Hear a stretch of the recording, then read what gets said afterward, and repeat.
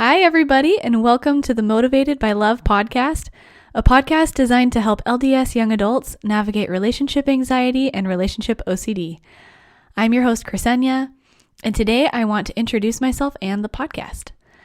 I'm so excited to be here, and I'm so grateful for all of you listening. To start, just a little bit of background about me. I'm from Arizona. I went to ASU, and I got my bachelor's in psychology. And I still live in Arizona with my husband. I am an active member of the Church of Jesus Christ of Latter-day Saints, and I serve my mission in the North Carolina Raleigh mission. And I love the people on the East Coast. It was so fun for me to learn just about a different culture and about different people. Some other things I love are being outside. I love soft blankets. I love Chobani yogurt, which my husband thinks is gross, but I love it. And I love emotions and emotional work. So that is what led me to become a life coach. I am a certified life coach, and I studied under Mikkel Kristen. My specialty is relationship anxiety and relationship OCD, which I feel like there's such a need for this work for many members of the church, especially in the dating world. There's just a lot of anxiety and perfectionism, and my hope is that I can help young adults just be able to be more confident in their relationships, to have less anxiety. So to start, I just wanted to define relationship anxiety and relationship OCD, and then talk about what my hope is for this podcast. And that'll be it for today. So to start, both of my definitions for relationship anxiety and relationship OCD, they come from Kimberly Quinlan's page on ROCD. I just really like her definitions. I think she does a great job. So relationship anxiety is just insecurities, doubts, and worries about a relationship that appear even when things seem to be going well.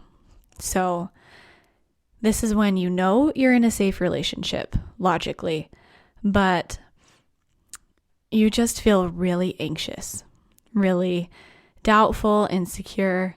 And this relationship anxiety can be on a spectrum from mild to severe. So some relationship anxiety is pretty mild. Some of it is pretty severe. And this is different from relationship OCD in that ROCD is a subtype of OCD. And so with any OCD, there's a lot of obsessions and compulsions. And so ROCD just has more obsessing and more compulsions, which are basically just like actions that someone feels like they need to take to get rid of anxiety. So someone with ROCD has distressing and persistent doubts about their relationship. So lots of uncertainty about the quality of their relationship, about their love for their partner. And like I said, ROCD typically just has more compulsions and obsessions than relationship anxiety. With that said, even though there is a definite difference between relationship anxiety and ROCD, I'm going to kind of use them interchangeably on the podcast. So with relationship anxiety or relationship OCD, some things you might notice are fears of not being good enough, questioning the strength of your relationship, excessive reassurance seeking from friends and family. So this is going to look like asking your friends and family all the time for reassurance that your relationship is a good one.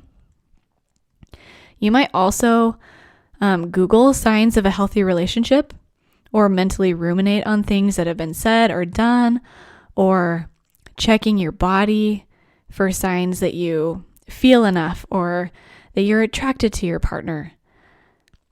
You might also be obsessed with your partner's perceived flaws. So just getting really nitpicky with your partner. So people with relationship anxiety and ROCD, they often will ask these questions to themselves. What if I'm not good enough for my partner? What if my partner isn't good enough for me? What if I'm meant to be with someone else? What does it mean if I find someone else attractive?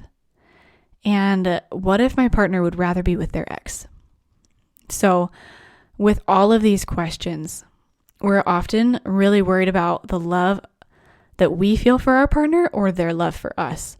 Just really trying to quantify it, or being really obsessed and worried about whether or not our relationship is good enough or is the right one. So if you resonate with any of these questions, this is the podcast for you. And this is something that I've struggled with when I was dating my husband. I was really worried and obsessed with whether or not our relationship was the right one. And in that time, I learned some amazing tools on how to overcome relationship anxiety. And so now as a coach, I want to put that knowledge and that learning back into the world. And the first thing I want you to know is that relationship anxiety is totally overcomable. You have an amazing brain, and our brains, they learn to create connections, and they're conditioned to believe certain things. And the amazing thing is that they can become unconditioned to believe those things and to react with fear. So there was this amazing study done about conditioning and the brain by this man named Pavlov. He's a researcher, and he did a study about dogs and salivation. So like when they salivate, when they're getting fed. And so Pavlov would start by feeding a dog like dog food or whatever it is. And he noticed that the dogs would salivate when they saw the food, like when they were about to eat. Well, Pavlov decided that he was going to start ringing a bell before he fed the dogs. And over time, the dogs started to salivate just when they heard the sound of the bell, because they learned that the bell meant that they were going to eat. This is just like with relationship anxiety. Our brain has learned to pair certain things with fear, with a feeling of being unsafe. And so we can get triggered by certain things in our life and in our relationship. And those triggers create the feeling of fear and anxiety. Now, the thing that we don't often talk about when we talk about Pavlov's dogs is that the dogs unlearned to salivate when they heard a bell. So Pavlov would ring a bell, the dogs would salivate, and then he would feed them, right? But Pavlov started just feeding them without the bell after this. And over time, after the dogs had been fed without the sound of the bell, they would hear the bell and they wouldn't salivate anymore. And this is amazing. This just shows that human brains and dog brains are plastic. This means that they're able to change. And so even though you might get triggered by some things, we can teach your brain to unlearn that activation, how to not be so afraid. And so that's the first thing I want you to know, is that overcoming relationship anxiety is doable and it's possible. We just have to learn how to retrain your brain and your body. The brain and the body are inseparably connected. So we want to teach your brain and your body how to feel safe again. Now, one of the other things that I learned in my journey with relationship anxiety was to become aware of the motivation behind my actions. And this is where the name of the podcast comes from. So when we're in the midst of relationship anxiety, we're often motivated by fear. We feel really afraid. We're afraid of what life will be like if we marry the wrong person. We might be motivated by fear of what other people think or fear of making the wrong choice. We just worry and doubt a lot. And we don't make our best decisions when our brains and our bodies are in that state of fear. So literally, when you feel afraid, you're not able to access the prefrontal cortex of your brain, which is just the part of your brain that's responsible for higher level thought. And so the goal, instead of being motivated by fear, is to get to a place where we can calm your brain and your body down enough to be motivated by love. So love for you, love for your partner. And this is why I named this podcast Motivated by Love.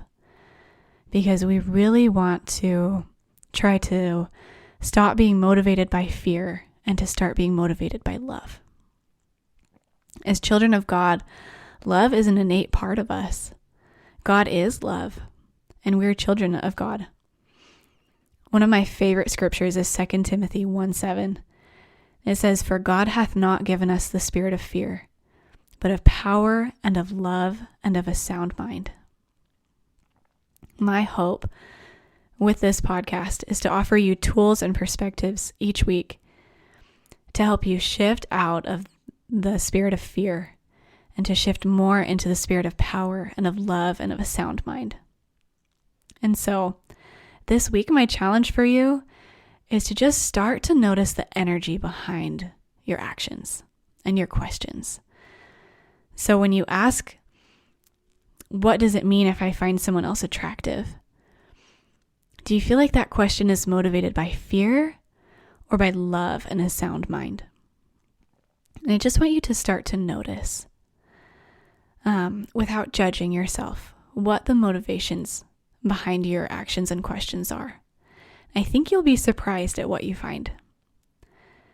Anyway, thank you so much for tuning in, and I will see you next week.